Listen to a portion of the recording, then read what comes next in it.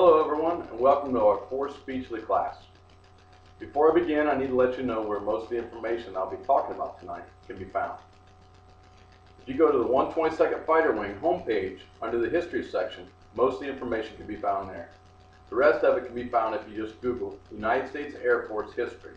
It'll pop up. Okay, so let's get started. So who are the 122nd Fighter Wing? And what do they have to do with the Indiana Wesleyan University?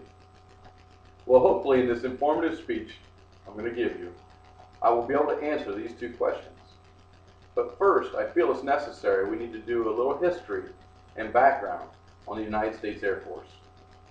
In 1941, the United States was trying to beef up or expand its aviation element of the United States military. They created, under the Army, an Army Air Corps. The Army Air Corps stayed under the Army until 1947, when President Truman signed the National Security Act. So September 18, 1947, the United States Air Force became its own branch of the military, and it was born. Today, the United States Air Force is still a crucial part of the United States military. So now that we've talked about the history of the Air Force, you're still wondering, so who are the 122nd Fighter Wing, and what does it have to do with the Indiana Wesleyan University? In due time, I'll be able to answer this. So let's next look at who are the 122nd Fighter Wing. In 1939, World War II was getting pretty hot and heavy in Europe. The United States was trying to beef up its Army Air Corps. The United States was going to put out money. The best way to do this, to beef up the Army Air Corps, was to expand their Army Air Corps bases. Indiana heard this and thought, we'd like a little piece of this pie. They put in a petition to get some of this money. They were awarded some of the money. In February 1941, Fort Wayne Air Base was started. By December 6, 1941, the first fighters were on the ramp at Fort Wayne Air Base. As we all know, December 7, 1941, the United States was drug into World War II.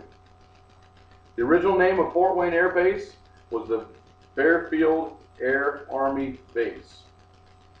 Later it became the 122nd Fighter Wing. The 122nd Fighter Wing had many awards and citations. They were best known, though, for being the first 24-hour capable aviation aircraft. After 9/11, Fort Wayne Air Base 122nd Fighter Wing was one of the very first to get activated to go to Iraq, and they flew the F-16 jets. Today, the 122nd Fighter Wing is known as the Black Snakes, and they fly the A-10 Thunderbolts.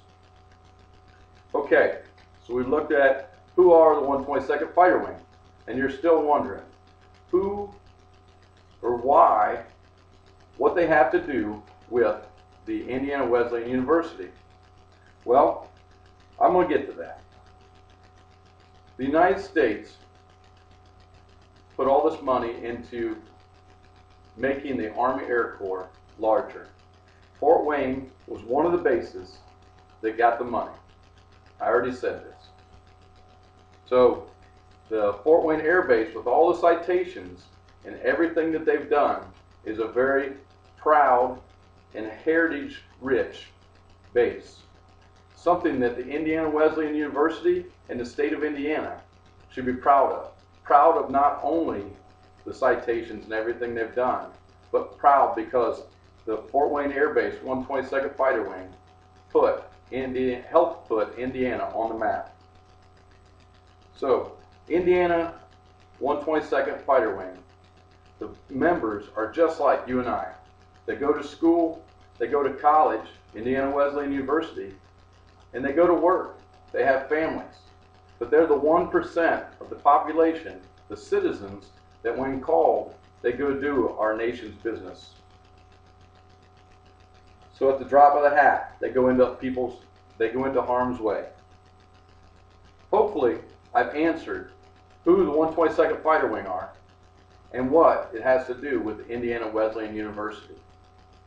I hope that in closing that some of you will see someone in military, shake their hand, and thank them for being that 1% that has stood up and helped protect the freedoms that we live today. Thank you.